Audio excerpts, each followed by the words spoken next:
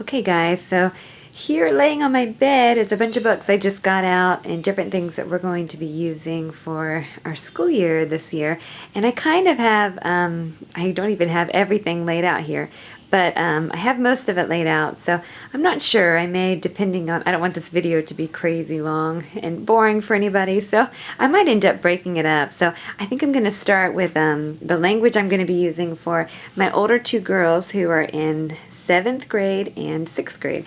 So this is what I'm going to be using for my 7th grader, and this is the, let's see, Learning Language Arts Through Literature. See if I can get it to focus for you. And this is the green book, which is for 7th grade.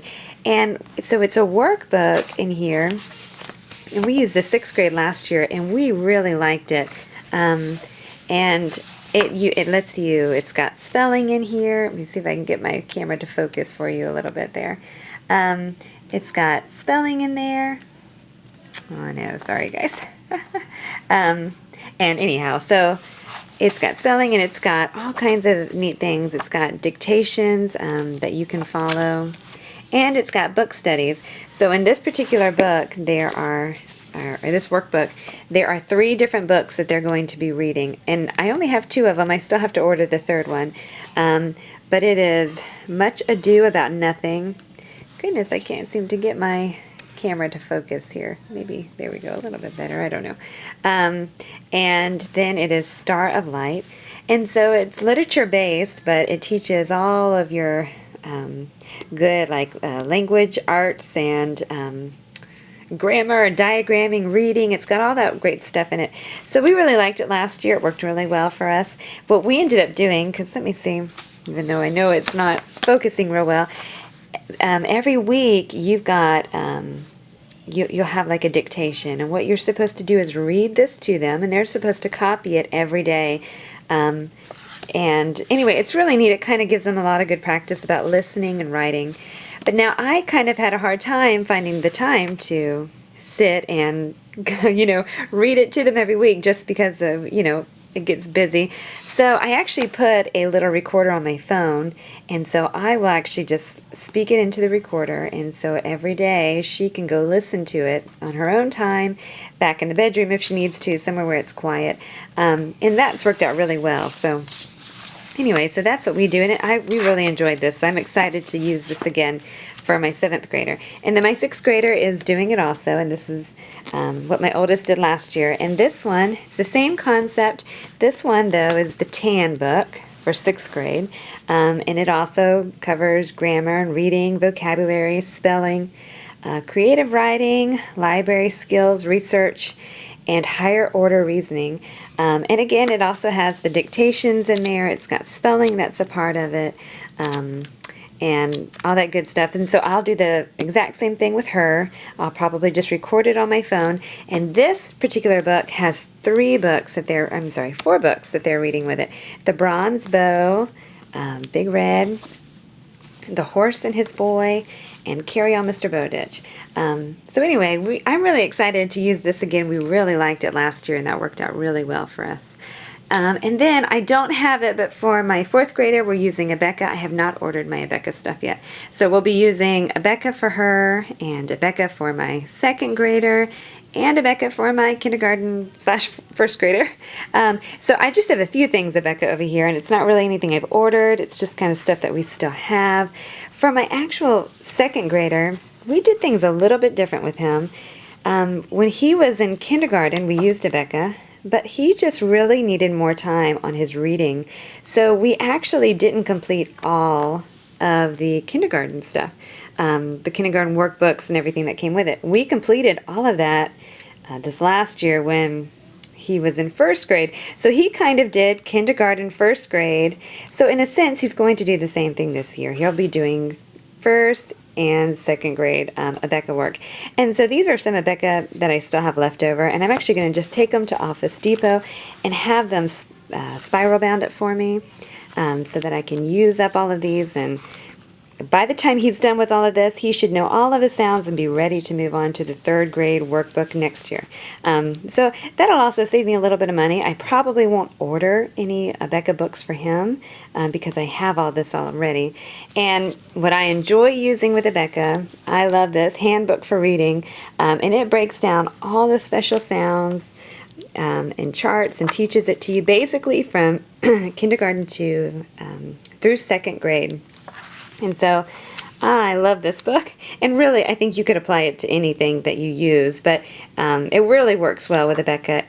Also, Confessions of a Homeschooler, because she also uses Abeka, so the curriculum that she comes up with, she really does very well, basing it around Abeka so that you can also utilize both of those curriculums, which is great, and we'll be doing that a little bit this year with my younger ones. So anyhow, I love this book. This is one of my favorite reading books from Abeka, and it's like $12. It's the best $12 I think I've ever spent.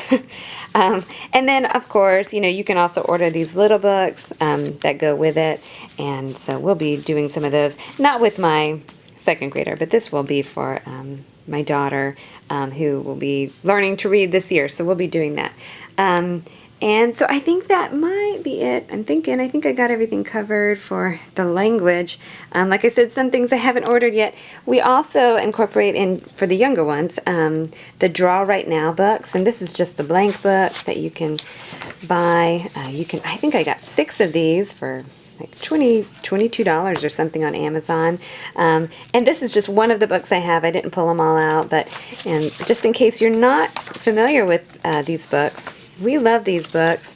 This one, let's see, it's about Christopher Columbus. And so all you do, it's so fun, they get to copy these sentences, and then it teaches them, it breaks down how to draw in steps. And so they can write their sentences, and then they can draw a picture, and it's just such a neat, we really like these books. And I love using it I even use it for my kindergartners, and of course they can't always read the sentences, and even sometimes they struggle writing the sentences, but it is great practice. I'll read it to them, and I'll just let them do the best they can. But we love these, and we use these all the way up to 2nd or 3rd grade with some of mine. So anyway, you can get these on Amazon, or I believe Christian Books even has them. So they're really great. So I think that may be it I'm thinking that's it for my language. I'll go ahead and throw in here though spelling, what we do for spelling. Now remember over here, these two have spelling that's incorporated with them. So I don't have anything special for spelling because that's involved in those, included, in those 2 books. So with my other ones, we will be using Abeka spelling. And this is something that I thought of last year, and it worked out so good. And basically, I got this idea because I bought the Spelling Power, although we couldn't figure it out, so we didn't really use it much last year. But they had a lot of great tips. So I got this little basket from the Dollar Tree, and I got all this neat little stuff. It's got little letter tiles and lots and lots of stamps in here and ink, and I just had these little things that came with the letter tiles from the game Scrabble. It was an old one I got from a garage sale. And then I've got stencils down there underneath. But basically what I would do is I just pull this basket out, and so that it's not just a bunch of, pencil and paper writing out your spelling words every day. This just kind of gave them other ways to be creative with their spelling words. And we also, we will type them out on the computer. We'll do all kinds of stuff. And the kids loved that. And, we also might do sentences with their spelling words. Every day we would try to do something different. But anyway, I love this idea, and it worked out so well for us. And this big thing of Melissa and Doug stamps I just bought off Amazon. And then, of course, I'm sure most recognize these little things off of the Target dollar spot is where I got some of those. So anyway, that worked out really well. So we're going to do that again this year. And it just made spelling a lot more fun.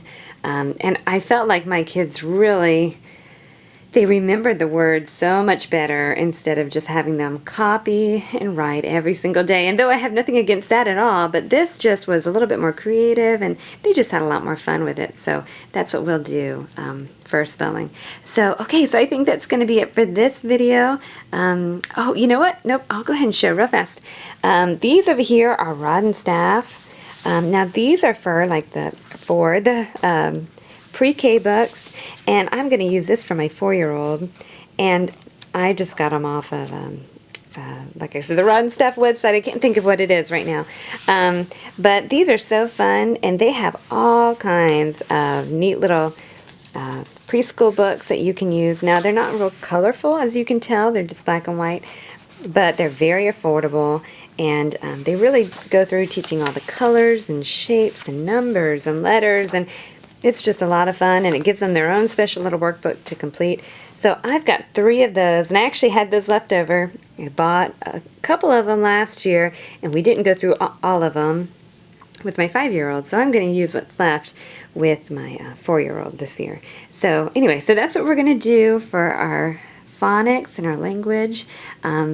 And I will probably do another video showing you guys what we're going to do for the preschool and kindergarten ones. So thank you guys for watching. Talk to you later. Bye.